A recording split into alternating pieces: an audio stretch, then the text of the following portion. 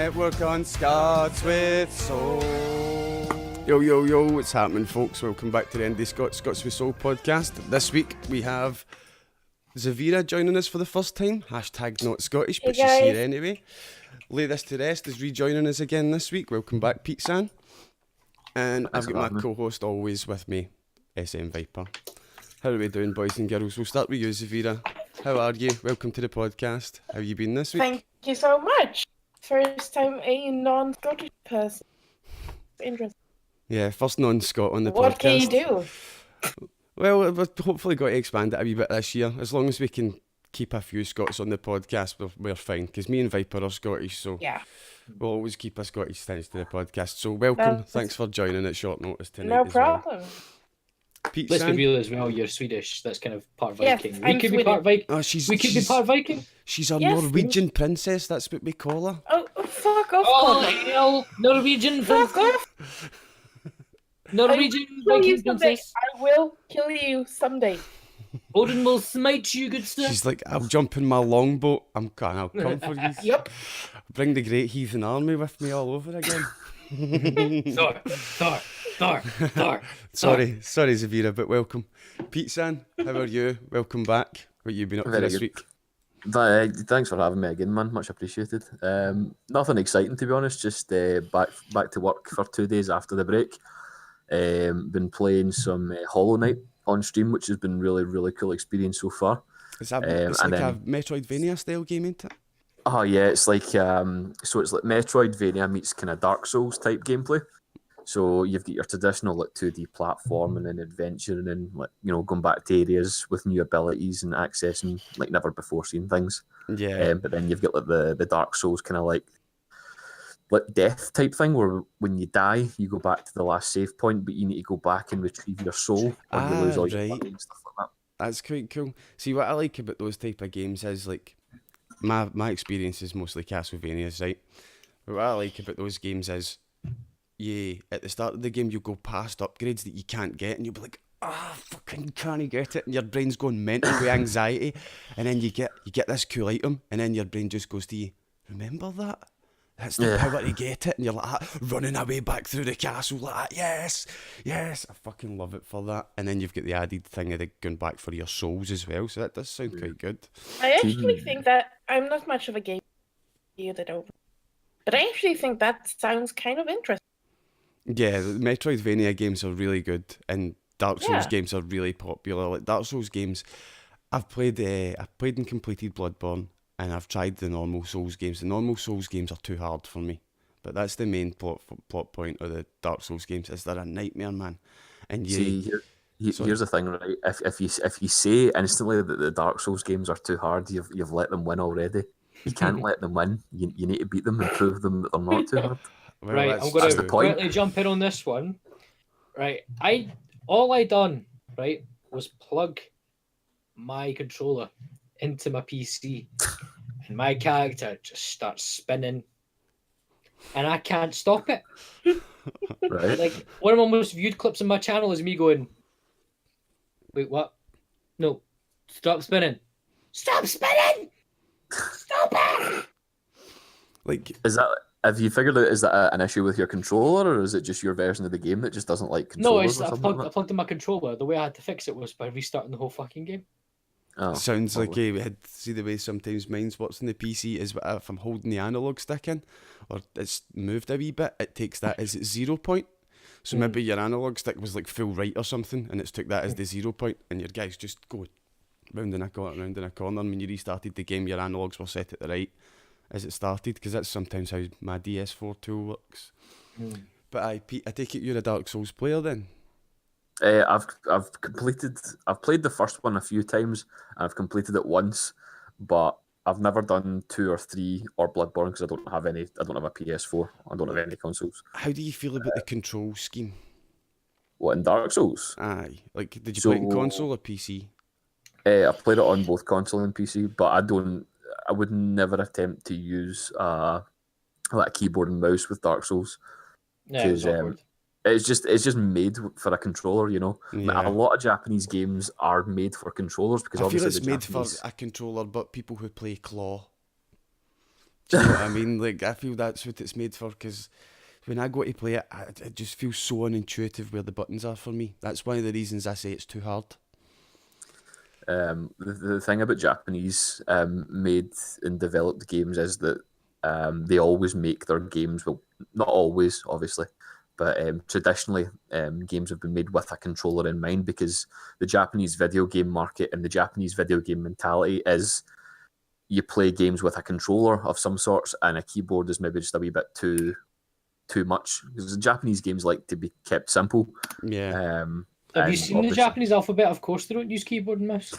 I haven't, no.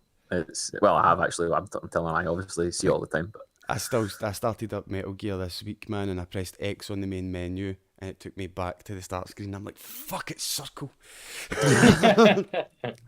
Done that for years every time you start Metal Gear up, but Japanese controls. I don't know if anyone else knows this though, but if you were playing PlayStation, right? I don't think anyone knows this, right? What's the back button on a PlayStation controller? Circle. Use circle. Earlier on in the PlayStation's lifespan, it used to be triangle. Yeah, I was going to say, but like, I just realised, when did it change? It changed to PlayStation 2, around about the start of the PlayStation 2 era. But like, do you think... Was it not when PlayStation 1 started getting analog controllers? Is that not when it changed? Maybe, I think you might be right. Because PS1 never had analog sticks in their Yes, first that's iteration. right. Remember the wee daft dinky controllers? You hold one in your hand now and you're like, it feels so tiny and small, man. It feels, like the first time you held your wee brother when you were a kid. I didn't hold so him. weird. I didn't hold the baby. I threw him. I was going to say you could fart on it and it would snap, but now that you've said use that comparison of holding a baby brother, that might be a little bit. To be fair, little baby children, you could fart and they could snap. Yeah, that's true. Mentally, they could snap mentally. Damage for the rest of their life. They don't quite know the root of their problem. It's really End up thinking Metal They Gear don't Survive have on enough face. brain to snap mentally. But yeah, Viper, we've actually no asked you. How are you this week? What you been I'm up to? alright. Yeah, I've been surviving. That's a good way to say it. Yeah. He's been painting. He's been painting his Warhammer stuff. Yeah, you've been painting. Been huffing paint. I'm actually pretty cool. Tomorrow I'm swapping one of the sub armies I got in one of the boxes for more of my big shieldy boys. So. Aye, because you were telling me you want to build like a big cool shield wall, didn't you? Aye, it'd be quite good if you get a nice big legion could build a big shield wall. Because I play Stormcast Eternals, right? And they're basically mini Thors. They get sent down to the battlefield on a bolt of lightning, serving the god Sigmar, and some of them look like this. And I realised it's no focused, so you can't see, but you can see a shield. Cover your face so it doesn't show in your face. Shield. Wait, if I do that, if I do the age-old focus. No, it's no focus. No, sorry. It did. It's focused really nice. It did? Yeah, it did. It did focus. You can see what some of them look like. And on my face, bloody. But yeah, see, talking about like building a big shield wall. I also have a ballista. It brings to mind like that quote from Gwent. Our shields are our ramparts. The fucking Skellige quote, man. And that's my segment, right? We're going to talk about Gwent. CD Projekt Red have changed the card crafting, tightened restriction, full mill value refunds. It's no longer possible to craft premium cards. Now, I've only recently started playing Gwent, and it's because of LaythisToRest that I've started playing Gwent again. I've not been keeping up to date with it really for the past couple of months, maybe past year. And then I went into your stream and I seen that it had completely changed. They took the siege row out, and it's just melee and ranged draw now, and I noticed all the cards are different. And I got it again, and like you said, I had so many kegs. Do you know what I mean? If you've not played Gwent for a while, you'll have a lot of kegs waiting for you. As soon as you start up a game, play a few practice matches, you get loads of reward points, and I was sitting with 50 kegs to open. I've got every Skellige card, I've got max Skellige cards, do you know what I mean? And like, I didn't know you could craft premium cards because I've just been transmuting them. But that would be really cool. I've got like 4,000, 5,000 scraps just sitting there, and they could be like the cool cards that do the cool things. But what do you play in Gwent? I've started maining Skellige. I used to play monsters, but I had a look at them and I had a look at Skellige as well, and I was like, I'm going to play Skellige. I haven't even got a guess what you're talking about. We're talking about Gwent. It's the Witcher's card game. Oh, okay. Yeah. So, Pete, who do you play?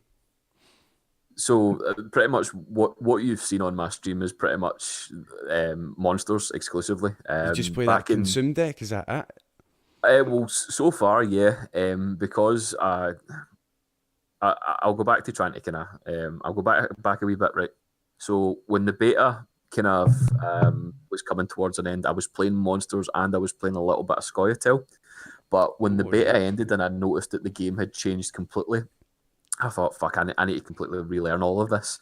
So I've went back to just exclusively playing one type of deck so that I can get used to it and learn what all of the other decks do as I play against them. So I'm planning to kind of branch out and build maybe a Northern Realms or a Nilfgaard deck at some point soon. So I'll be playing other decks, but mostly just monsters. But it was monsters that I've always enjoyed playing the most. Mm-hmm. You know, what you need to do, right, is that you need to get yourself a hold on Pikachu, right? Pikachu always wins. Basically, they've got a Pikachu card, but it's just not got a Pikachu on it. It's Azur's Thunder, ain't it? That's the Pikachu card in Gwent. Do you know Pikachu has a fanny in Super Smash Bros? You just scotch something off the field, man. But we'll have to totally link up. If you're just playing the one deck, I'm playing two decks. I'm playing Skellige Discard and the one that you can summon a warrior for your graveyard. I really like the graveyard play with Skellige. That's really useful because it's hard to kind of like keep on top of, because obviously your stuff that you're needing to keep on top of is in the graveyard, and then you're getting it back, and it can be quite overwhelming for other decks, which is a really good tactic. Yeah, like one of the things I want to try is I want to get somebody, say like yourself, and we could do a stream. I'll stream on mine and you stream on yours, and you could just play it and we'll play each other. I'll say, right, this is the match where you get to completely counter me, and I'll just keep playing cards to my strength and no try and counter you to see how it goes, and we'll experiment to see how they play up against each other. Do you know what I mean? Because one of the main decks I am coming up against when I play ranked matches is Monsters Consume. Yeah. Do you know what I mean? So I'd really like to look into that deck and find how to counteract it. But it can be. Xhaviera, do you like the PlayStation? Kinda, yeah. I like the PlayStation. What? Where did that come from? We'll talk about Gwent for another couple of minutes, and then we'll get you guys involved again, right? Yeah. So the new year has brought up some pretty big changes to Gwent's CD Projekt Red Witcher's card game based in Gwent, which we will be a little less generous with premium cards than it has been previously under the old system. The scraps in-game currency was used to create normal card with static art, while the meteorite dust currency could be used to convert normal cards to premium. See, that's how I remember it, right? The premium cards are the ones we animated up. But scraps could also be used to create premium cards directly for a while, right?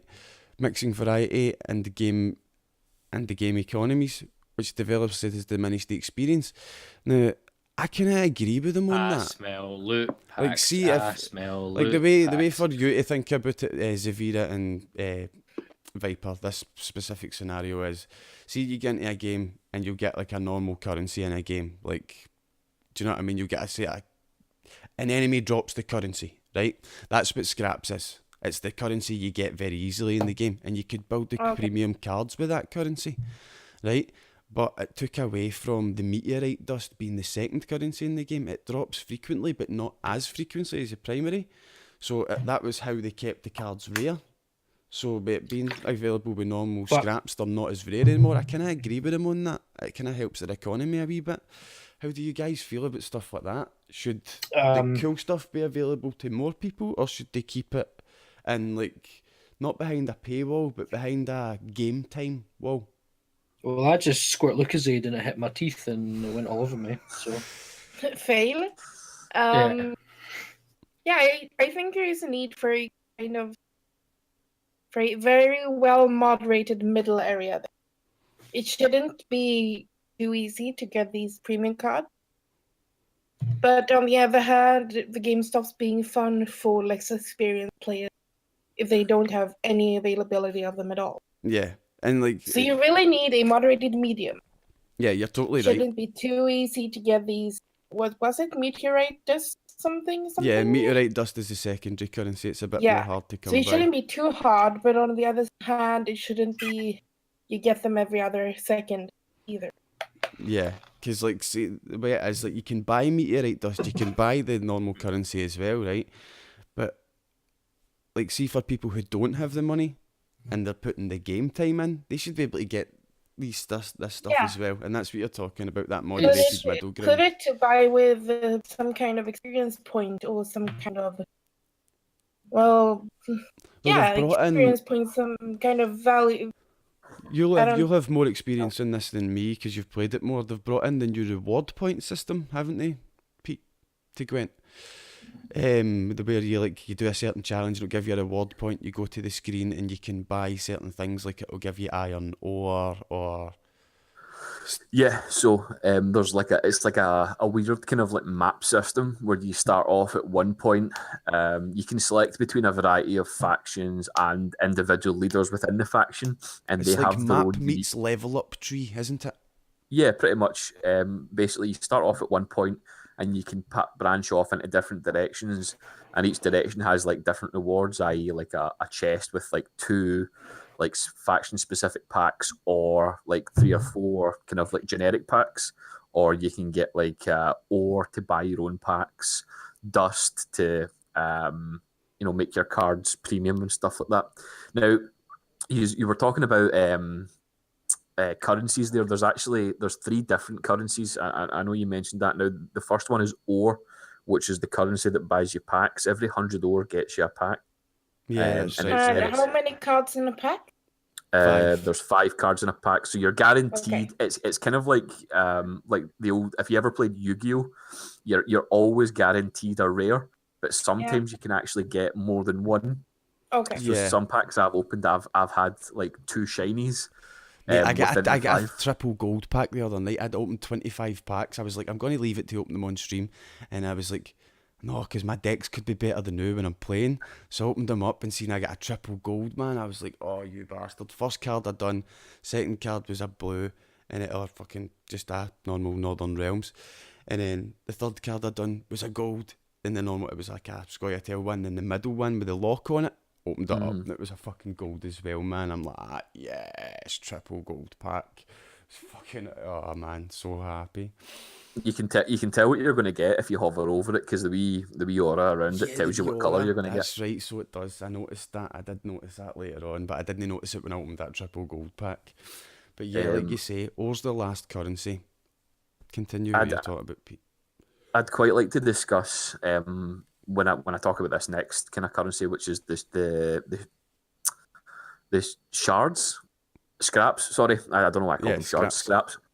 So scraps are the currency that actually make individual cards. So if you don't have cards and you've not got them out of a pack, you can still make them by using scraps. Now, I'd like to kind of do like a wee kind of branch off here, because CD Projekt Red were very generous in how they put scraps into the new version of the game. Now, basically what they did was they gave you, I think it was like close to full value for every single card you had in the beta version. They've done that a few times because they've changed their game completely. Do you know what I mean? They're like, all the cards are changing, so every card that's changing, you're getting full mill value, complete full mill value, so you can buy that card when it's changed. Yeah. That's brilliant, because like I played it in the very first beta before like Nilfgaard was even a thing, and they completely changed it for Nilfgaard coming out, and I had almost every card in the game at that point. And I had full mill value, and I got all the cards back. It's fucking great. It's great that they've done that. I'm currently sitting with 80k scrap, because every card that I had collected in the beta was all trashed for full value. Oh. So I can make out of that. Like I must have played about 110 hours in the beta, and for all of that, I can make like 4 or 5 full like good meta decks just for that. So dude, that's awesome, man. Yeah. 80k And then scraps. there's the last one, which is the meteorite dust, which just makes your card look pretty and shiny. So Okay. yeah. Well, it can That's also do. It can also buy you extra boards and stuff now. It can also do other stuff.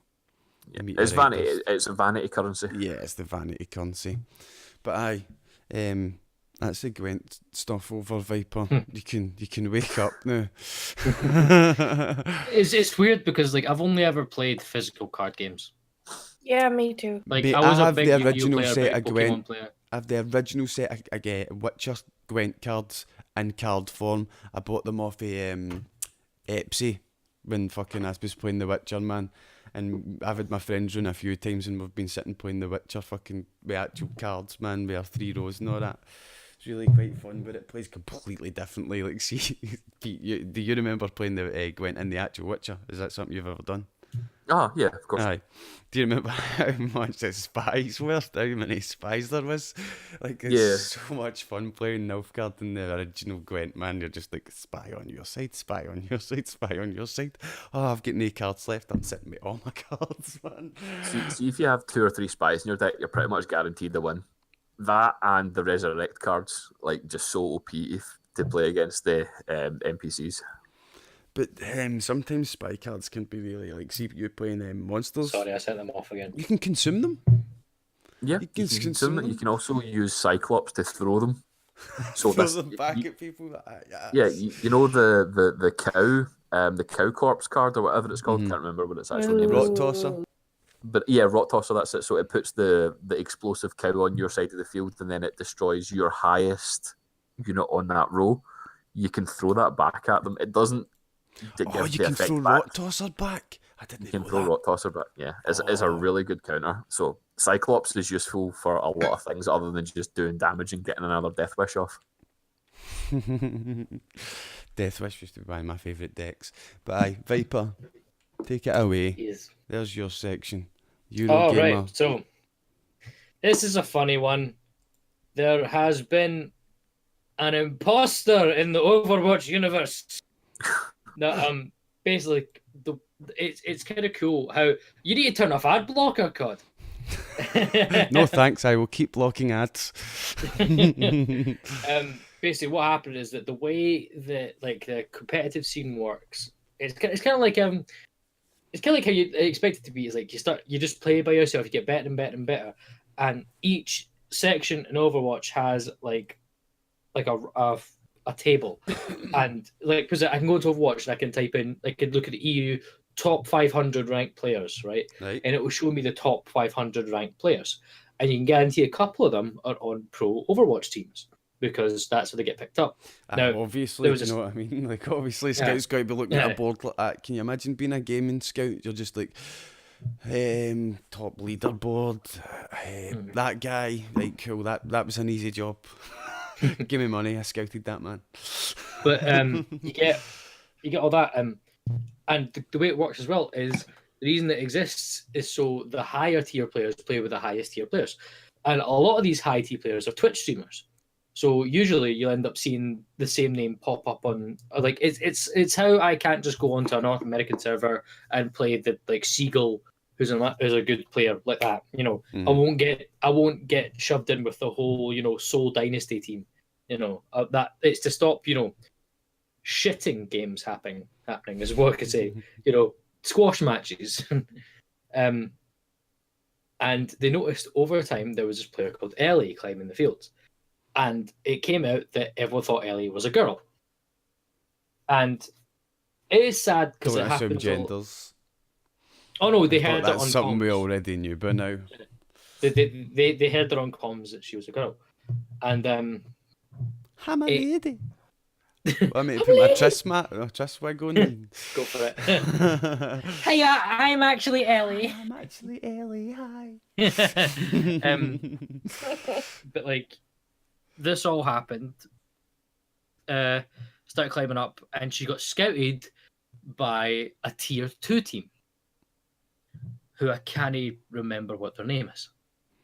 But there was some kind of Maybe they're in the conspiracy started going on that Ellie wasn't real, and it was actually a player called Punisher with a female on the voice comms.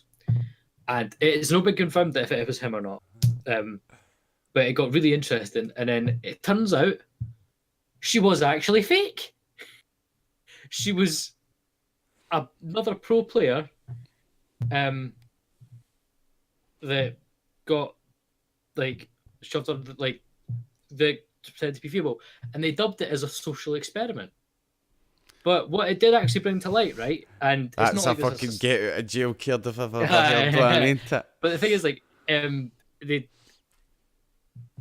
what it has done, and it's not like this was news, but it has brought to light how fucking shite some esports communities are. Nope.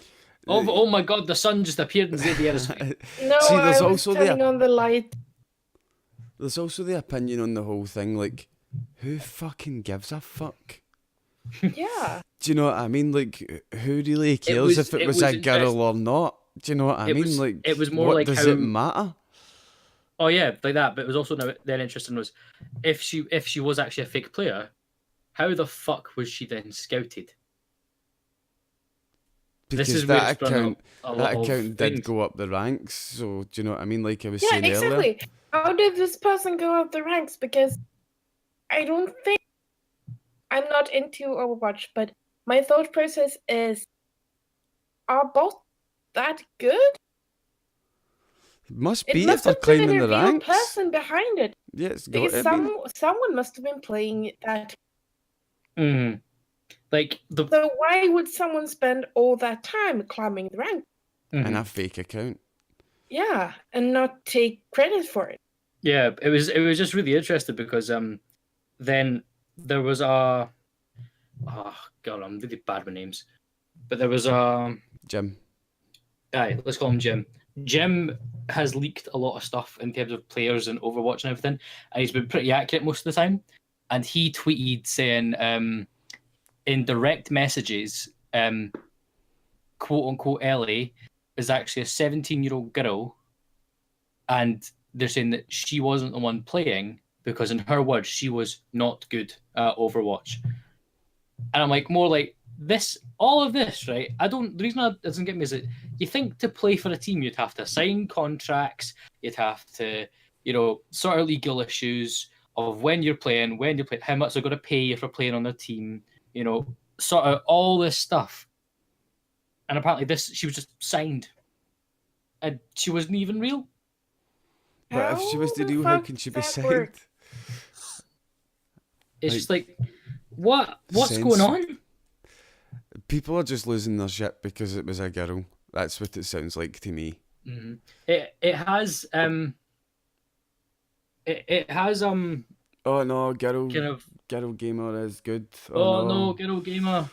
But it has brought to light how much fucking harassment these things happen. It's fine. And I just want to point something as well. This shirt's fantastic. Yeah, I love this shirt. It's I so want to say this ball here lines up perfectly with my nipple. Like it's all the new Pokeballs in the new game, ain't it? Is it like is it one of those like weird kind of like sports material ones where it's like really stretchy? No, it's literally just the shite top some Vietnamese child's made in Primark. Apparently Vanessa has all the info in this. Look in chat. She's been going for it. Vanessa knows everything about this. Vanessa's all about it, man. We still got Vanessa on the night, man. She's fucking heavy opinionated on it. Do you know what I mean? But she's but it does prove the point that like women do have it a lot harder in terms of. Yeah, of course they do. They're always going to be judged harder. Of course, yes. There's always that sexist element of us males that make the rest of us males go like that. For fuck's sake, mate, get a grip. But it's like I always think it's like I'm like at the end of the day, does it fucking matter like what they've got in their pants or what they identify as? Can they shoot the gun in the game? Yes. Can they hit the headshot in the game? Yes. Can they be understood by the other players on the team? Yes. Okay, bring them on. Can they do it better than most other people? The team. It's that easy. Yeah, exactly, man. And I just have to say, if you hate the t-shirt, then it explains it if you're American. That's just it. Are y'all in Australia? No, we're in Scotland, man. We're in Scottish. We're I in want to point out Scottish. as well. I want to point out as well. COD is fucking hammered right now How am I hammered? because you're wearing that hat. Your man here says that you have to be hammered to have the bravery to be wearing a hat like that. It's No? my COD ate my dog Yeah, hat, it man. is fucked, Nessa. It is extremely fucked, but Mate, see we when are I seen just this hat, confused by the right? whole thing. See when like I'll put my emote in chat, right? See when you put my emote in chat, and you see Yay. how much it actually looks like the emote, and considering the emote was existed way before the hat did, right? Yeah. Like I found this hat on Etsy, and I was like, "That's exactly my fucking emote. Give me that hat right now." Yeah, I like your emote. And But look that at the looks like size of it. these headphones, right? What the crap? And I thought mine was. When And Thunder this sits is over it, man. when Thunder is dog, when he first got the dog could fit in the hat. Yep. They can't do that anymore, man. He's fucking huge No. now. Huge now. He's got his own wee hoodie in that now, but Xhaviera. He's got his own wee hoodie in that now. So, And- say what? Hey, let's say I love to be covered in balls. Hey, da-da-dum. Pardon? Why? Wow. It's Wow. it's weird how it's well, not weird. It's just You're of fucking all- weird. out of all the communities that could be still sexist, like that are still sexist. Why does it have to be the gaming community? Yeah. Why? You know what it's like. You know how like we're always like. Right, do you know what it it's feels like? we're the If you nice don't want guys. it, you don't want the gaming community to be sexist, let's just leave that subject alone, because giving it more thought is just validating it more, which we don't want to do. It's silly that they're spotlighting the fact that it's a woman. Who gives a fuck? She's better than you. Do you know what I mean? Get over it.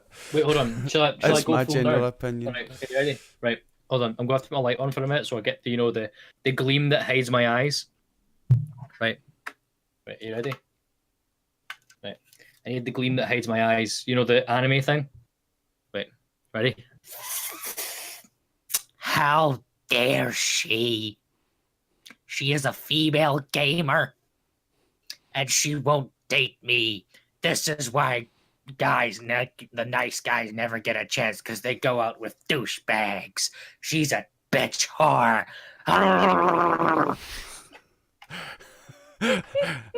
Can I have some of that? Yeah, please, someone clip that, please. Can I have some of it? Nessa, You're clip that, drinking. please. But we're going to go on and talk about the Dev Choice Awards. Let's see who's for best. Like the Game Dev Choice Awards is the developers themselves choosing who's going to be in for the awards, right? So the full list of nominees for best audio is the first one. See, there's Celeste again. That just keeps popping up. That fucking Celeste game just keeps popping up. Red Dead Redemption, God of War, Marvel Spider-Man, and Tetris. Best audio? See, audio in a game. The newer Tetris games have got absolutely phenomenal audio in them. Yes, they do, man. They do. The Especially music is Tetris just Effect. on point. I watched a video and it was the world champion. He's been the world champion like 20 times in the past fucking 30 years, man, at Tetris. And he's playing the new Tetris Effect in VR. And he's like, the first 10-20 minutes in it, it feels a bit weird. But this guy was just fucking, oh my god, the new Tetris Effect VR looks like one of those games you just lose yourself in.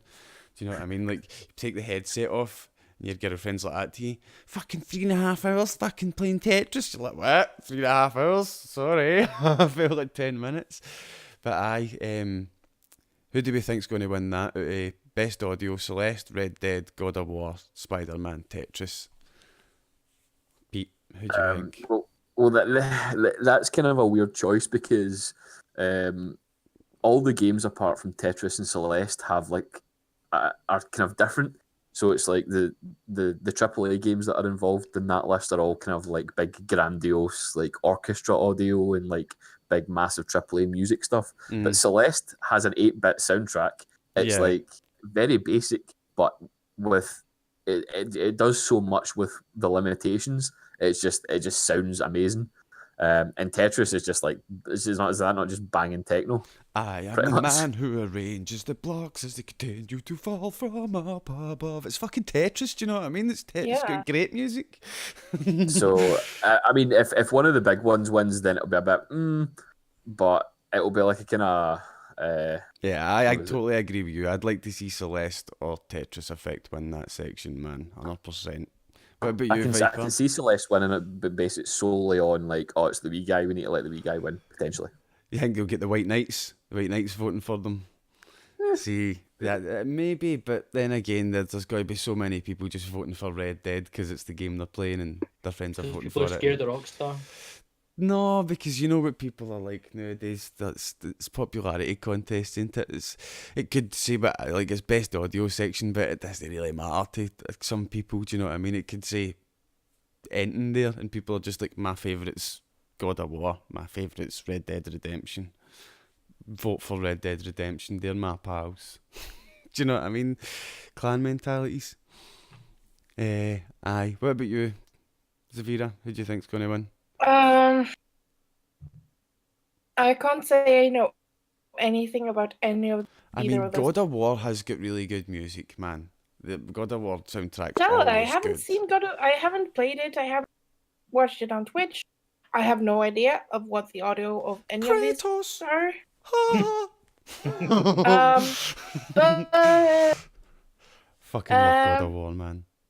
It is Tetris is a nostalgic thing, so I gotta say Tetris. Yeah, Tetris is one of those games, man. There's no much to it, but it's one of those. It's such an addictive game, man. Yeah, it's so addictive, and that music just stuck in your head, and nothing can beat Tetris. In your fucking grand's house when you're 7 years old, and your grand's going, yeah, turn that exactly. fucking off. It's Emmerdale's nostalgia. coming on, and you're just like, I've almost got it. I've almost got it. Yeah, but that's exactly it. It's nostalgic. It's something you remember from when you were a kid. It's engaging. It's like, who was it? Pokemon Beer said in chat that is react to what's on screen and what's happening. So it speeds up or slows down depending on how fast the blocks are falling. Yeah, that's right. And the new Tetris Effect, the music it goes with how well you're playing, and it speeds up and slows down. That's right. So just from nostalgia, I gotta say Tetris. I'm just imagining imagine watching it, but I want someone to make this. If someone's watching that can do this, make it. Just like you're doing well, it goes, Tetris is doing okay. You're doing okay. Just keep going on. And as it gets worse, it's like, you're doing shite. You're doing shite. You're doing shite. You're doing shite. You're doing shite. You're gonna lose. You're doing shite. You're doing shite. You're gonna lose. I think Viper needs to bring a mod pack out for Tetris Effect. You're doing a bit better now. Oh fuck, he's doing shite again. Viper fucking sound pack for Tetris, man. as you fail, it just goes, fucked it. Fucked it. Go home. The next section is best debut, and the games are Polyarch, Mountains. Oh no, it's Game Studio, is it? It must be Game Studio.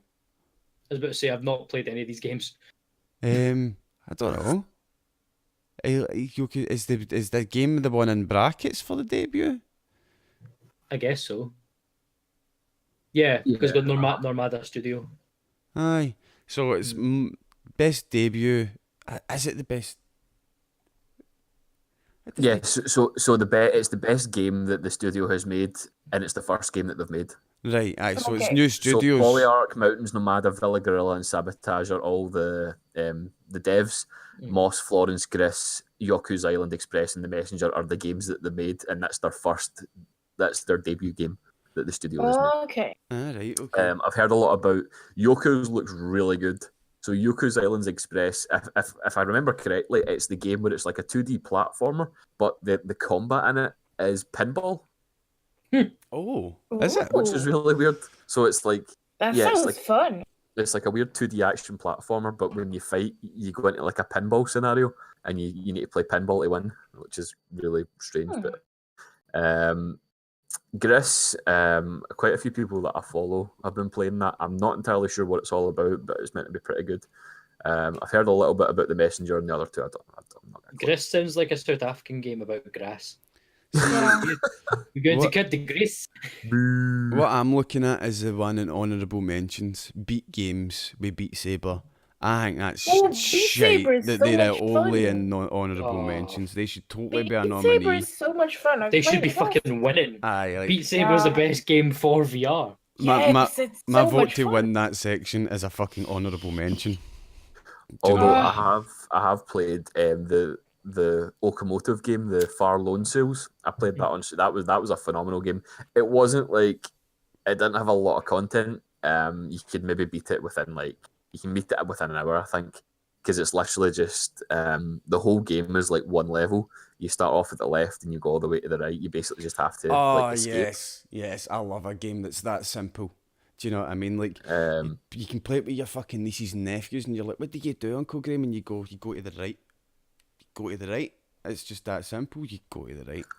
although it's not mega simple because you need to you're not actually, your character isn't going from the left, you're commanding like a land ship, so you need to actually control a land ship through like weird awkwardish controls, and you need to like do puzzles to make the land ship like get past certain things in certain areas and things like that. It's really cool. It's got a really nice atmosphere, really lonesome, really creepy, really dangerous at times, Sounds like and me. it's sad at the end as well. It's got a total Titanic ending to it. So yeah, it's a really nice game to check out. It's like you can get it for like £4 or £5 on sale or something like that. Aye. Even although it's quite new, it's not So, expensive. so the nominees we don't really know much about. Beat but Saber. The honourable Yeah, mentions. Beat Saber. The honourable Absolutely. mentions we endorse. Fix your shite, Beat Saber. Right, so best design section is the next section. Marvel Spider-Man, Celeste again, Into Is, the Breach, Viper, Red is Dead Mar- Redemption, and Marvel God of War. Spider-Man, the one you've been streaming? Yeah. Okay. The one that COD still hasn't played. I've still not played because I'm far too addicted to Civ now. Far too addicted to Civ, and I want to play through Metal Yeah, but Gears as Civ's well. good too. Civ's good too. Like, I'm really enjoying the new, not the new one, Civ Beyond Beyond Earth. Earth. I've only started playing it, that's why I think it's new, but I really enjoy that, how it's different aliens and big krakens and all that, man. Ooh. It's really quite cool, man. Going into the ocean's scary as fuck. There's fucking mega big ocean creatures, man, aye. But Civ's not on that list, right? Best design is Marvel Spider-Man, Celeste, Into the Breach, Red Dead, and God of War. Me personally, God of War. What about you, Kratos. Viper? You first. What about you? I want to say Celeste actually, just because of how it looks.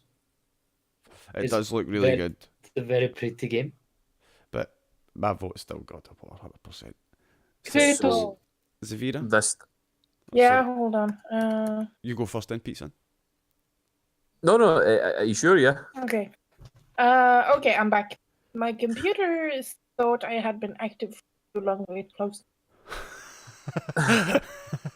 Yeah, who do you think's got to win out of my Spider-Man, Celeste, Into the Breach, I've only Red Dead, and God I of War? have no idea about any of those except Spider.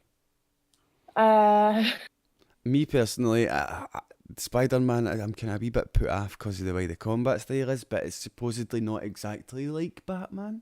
But I suppose that's nothing to do with the design of the game. I don't know. I think the combat style is okay from what I've seen from Viper's stream. What I It is. absolutely I'll love admit is it is very much like Batman. yeah. What I absolutely love about that game is the swishing around in the city. Oh yeah, the swinging swing. around the city. That is awesome. I love it. But see, the thing is, I've already been addicted to that in the past. The very first Spider-Man game that came out for PS3, I was like, this is fucking great. Just swinging about the But city, it was really so looks good. awesome, and that's all I can say. I have no idea about any of the others. The design of that's the new all I can say. Spider-Man suit, I do like the design of the new Spider-Man suit. I do like the white Which spider. One of them, there are like 1,000 different suits and shoes. Like the big white spider, I think it's a very subtle. Like the spider's always been black, right? And something I've never picked up on before, but the subtle change to white. White usually represents forces of good, whereas black usually represents the forces of evil. And I'd never noticed it before. No, but you know what I mean? Light and dark. That's the way fucking fantasy worlds go. And the white spider brought that to my attention. But what do you think, Pete? What do you think for game design? So this is quite a difficult one for me actually, because I actually think the list should be swapped out a little bit, because I think some of the honourable mentions should be in there instead. So this is kind of a difficult one. I didn't go through them.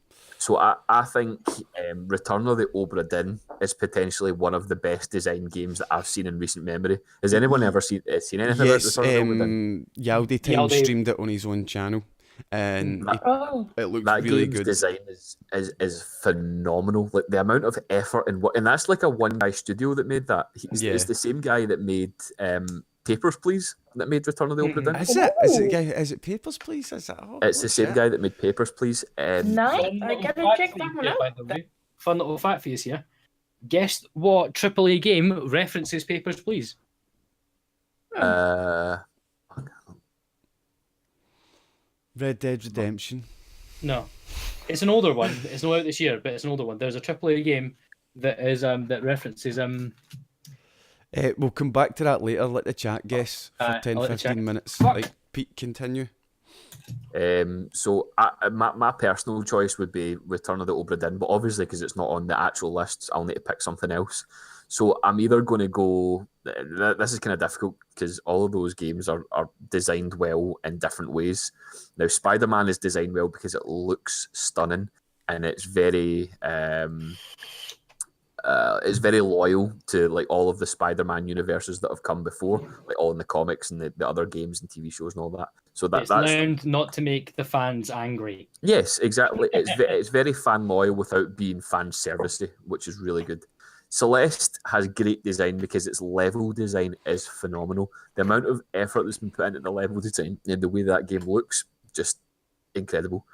Into the Breach because it's kind of like you've never seen anything like it really before, and it draws a lot of kind of influence from FTL, which was a fantastically designed FTL's game a great game. Yeah, FTL was amazing. I love that game. Mm-hmm. So Into the Breach because it takes old formula, puts them into this new one, and makes this brand new game that we've never really kind of seen before. I'll speed up a wee bit here. Red Dead 2 because it looks like the Old West. It just looks like what you would think the Old West looks like. It's dirty, it's grimy, and it just looks great. And God of War because that's not Old West, that's London. What? Oh, okay. Right, I see. God of War because the design of the characters and the enemies and the landscape, like you can see Jormungandr in the background. Like I'm really big into Norse mythology, so I think they've done a great job there. Like how you spin the bridge round about and it changes and the world changes as the serpent comes up, the water level drops and opens up more places. The design, I really feel the new God of War is so much like a Castlevania game of old. Do you know what I mean? No, it's just a God of War game. The Castlevania games that I played are like God of War games. That's why I'm confused. Do you know what I mean? Like, sorry. Are you talking about like the new Castlevanias? Yeah, the Lord of Shadow ones. Yeah. Because I played them before I'd ever played a God of War game, and I completely just forget that God of War came before them. But it's a brilliant game. It's a next generation game. Do you know what I mean? It doesn't try to do anything else. It's just like, here's another God of War game where you can't get past certain bits until you've got the bow and arrow with a light shot on it. And do you know what I mean? Like I love it, man. But like you say, it's a different design. Do you know what I mean? That's level design. World design's quite good in God of War as well. Like you say, it looks really good, and do you know what I mean? You've got like the big gate and into the Giants world. I fucking really love when you walk into that Giants world for the first time with a fucking huge big bridge and you're a tiny wee person on it. I love that. Yeah. Boiling it down, my personal choice would be Return of the Obra Dinn, but I can't pick that, so I'm going to give it to Into the Breach for simplicity. Nice. Aye, the honourable mentions would be really good. Obra Dinn would be really nice to be in there, but unfortunately it didn't get the developers. So the developers of games didn't see it. Do you know what I mean? It just shows you the difference in mindset. I think Red Dead and God of War should be taken out, and Frostpunk and Return of the Obra Dinn should be put into the list, because I think those two games, Frostpunk is just looks like a very well designed game as well. That's just my personal opinion, but I think best design is something that should be given to the little guys with the ingenuity to carry forward game design. Because obviously, with a massive studio. Yeah, exactly. I think big AAA game design is obviously they've got a lot more people to be coming up with these creative ideas, but I think when you've got a small team, when you've got like indie devs like making Celeste and Into the Breach and Return of the Obra Dinn, individual creativity makes much more unique games. I mean, we've seen games like God of War and Red Dead 2 and Spider-Man. They're all essentially the same game with different skins. What you would call a normal game. It's just a normal AAA game. Yeah. It's carried a few things forward, but some of these games like Into the Breach, Celeste, and Return of the Obra Dinn, they're just so unique in their design. They just stand out. I think the little guys should be given the full list in this instance. I do agree with you. I do agree with you. Aye, like should be given a wee bit more credit, especially because it's the Developers' Choice Awards. Do you know what I mean? Like it's the developers giving like awards to their own community. Do you know what I mean? And they should recognise that the wee guys are in the same bracket as them. And they've done it with so much less resources. Aye, I do agree. It should be recognised, especially at the Developers' Choice Awards. Any other awards, game awards, I don't really agree, but Developers' Choice, 100%. They should totally be taking that into account. But the next one is Innovation Award, where Innovation Award that even stands probably double. Do you know what I mean? Like, if you're going to be innovative with a small studio, then you deserve a lot more credit. Do you know what I mean?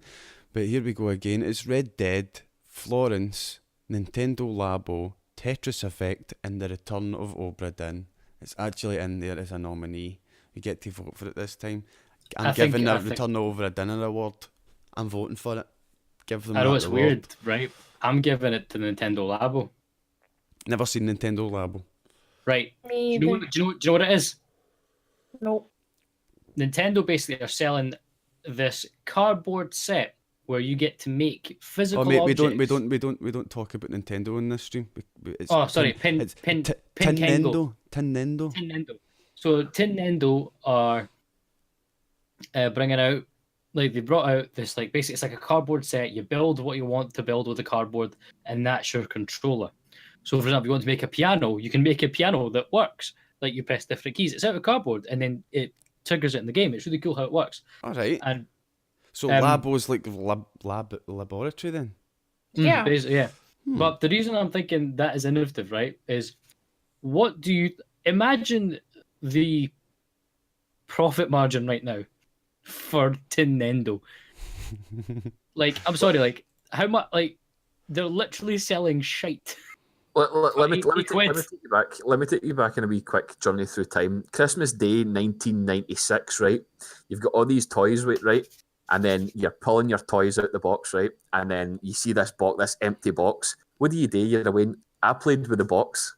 That's what they're doing. They're taking things that you played with, stupid things that you played with, which was cardboard boxes when you were away, and they've innovated it, and they've just went, right, make something cool out of it, and you can actually play with it in the game. That's basically what they've done. It's like, what's next? Easy Burst Bubble Wrap. Da-da. Have you never heard of Labo before then, no? No, I'd heard of it. Now that you say it's the one that you buy the cardboard and you build the cardboard, I'd heard of it. I just didn't know the name. I didn't know the name.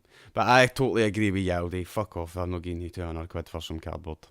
Do you know what I mean? Like, I'll get some cardboard after the other Christmas presents and tell the Wednesday to be actually creative. Do you know what I mean? Like, shut up. Do you want to build things out of cardboard? Build things out of cardboard. I'm not spending £200 on some cardboard.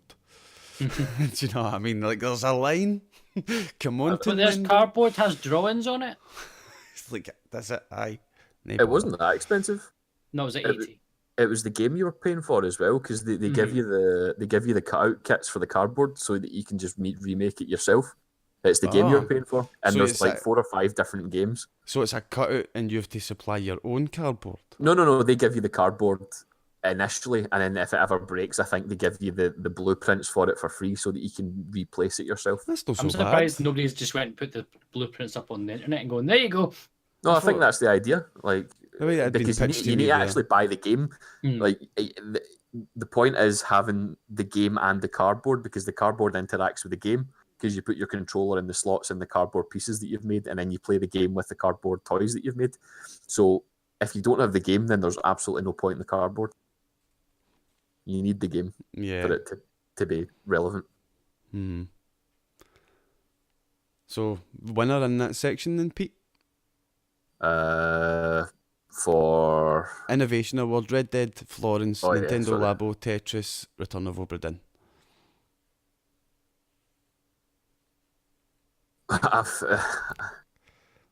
Shit. The This is a honourable difficult one. mentions, there's quite I a few want- honourable mentions. God of War's in the honourable mentions. Kratos. A Way Out's in the honourable mentions. A Way Out should be up there. Way Out's really quite a cool game. I This noticed seems like the, quite an unfair choice, but I do need to kind of give it to Nintendo on this one, because I think that was just absolute fucking genius what they did.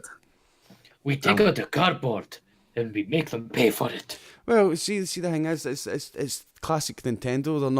They're not scared to try something a wee bit different. Do you know what I mean? A wee bit that people are. They know that it's going to split people, and they know people are going to be like, "Fuck off, cardboard." Do you know what I mean? But they're like, "You've got to do it anyway," because some people and most people will enjoy it, and we're not going to let these people not enjoy something because some other people don't like it. That's what I like about Nintendo. I hope Sony does the same thing, but with maybe I don't know, polystyrene. Sony's polystyrene. Call it self-made snow. Or, do you know what I mean? Make your own Yeah. snow. So 2 votes for Nintendo there. What about you, Xhaviera? Innovation Award. Red Dead, Florence, I have Nintendo no idea label. about any of these things. Just say label. Let's go with it, Nintendo. What the fuck?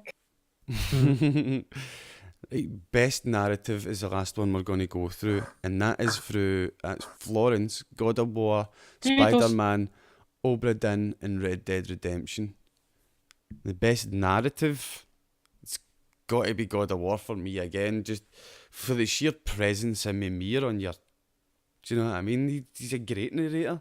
Just a wee head on your fucking belt, man. Just narrates the fucking game for you, man. Love it.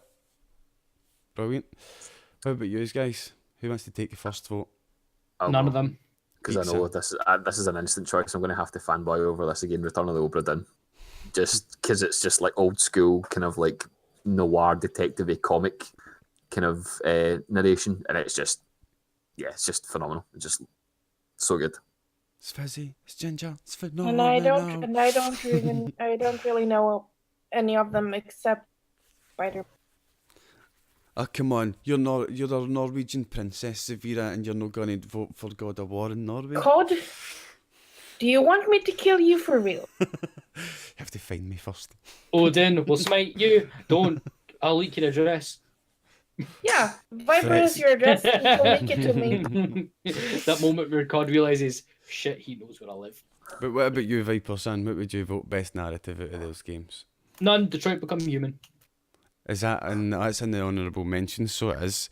Honourable mentions for best narrative: Assassin's Creed Odyssey, Detroit Become Human, Celeste in there again, Life is Strange 2, Where the Water Tastes like Wine. What game's that? Never heard of that one before. No idea. Does anyone else notice what the Xhaviera was using her mind powers there to try and smite COD down? I will get you. I will get you. I Words will in get Swedish, you. words in Swedish, words in Swedish, words in Swedish. But aye, Viper, Jag ska döda what was the din question you jävel. asked? What game? What's the answer to that question? What game referenced?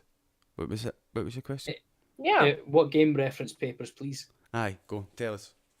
It was Uncharted 4.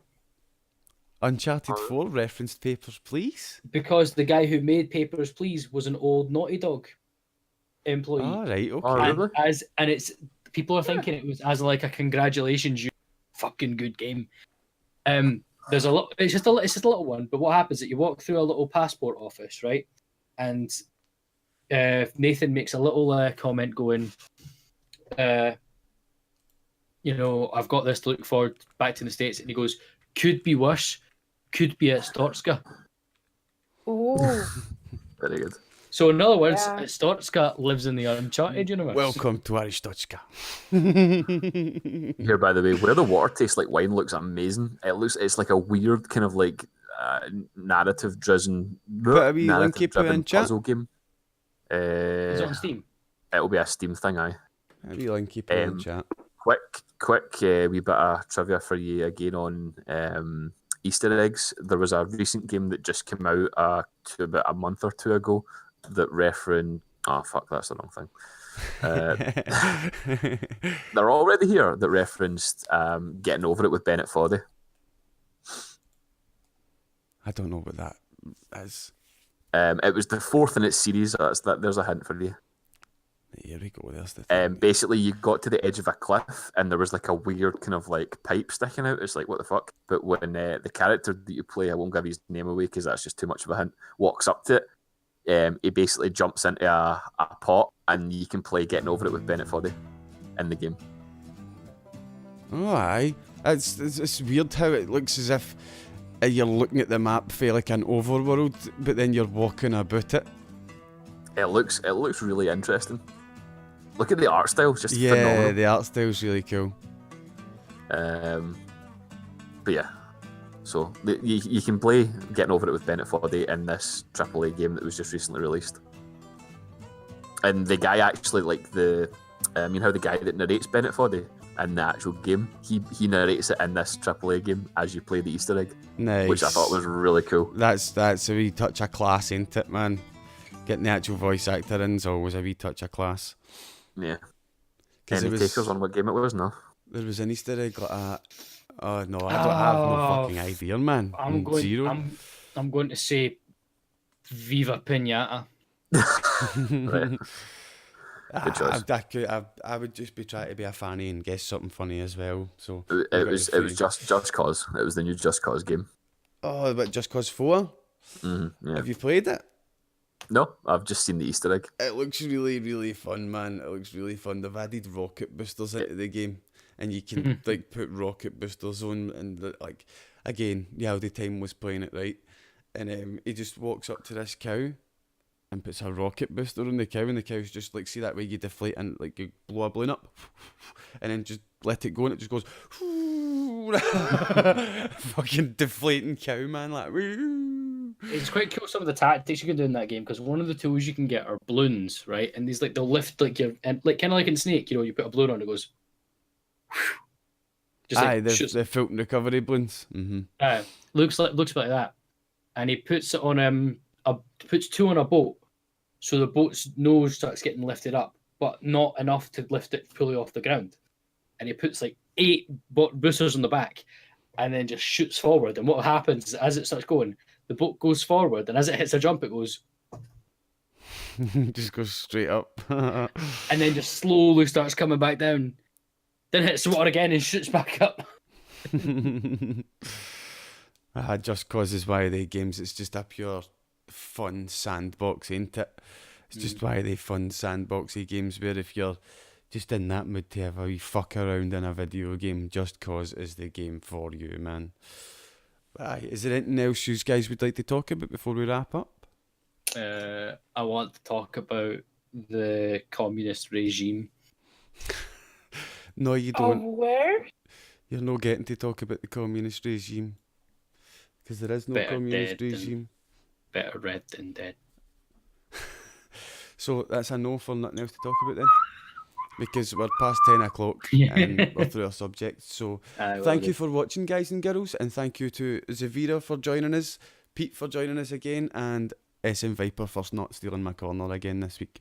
We'll see you all next time, guys. Thank you for watching. Build this network on Scots with. I want to move to Russia. Then move to fucking Russia. Shush, Norway. Scots with. Shut up, England. That's arguably worse. I'm not gonna lie.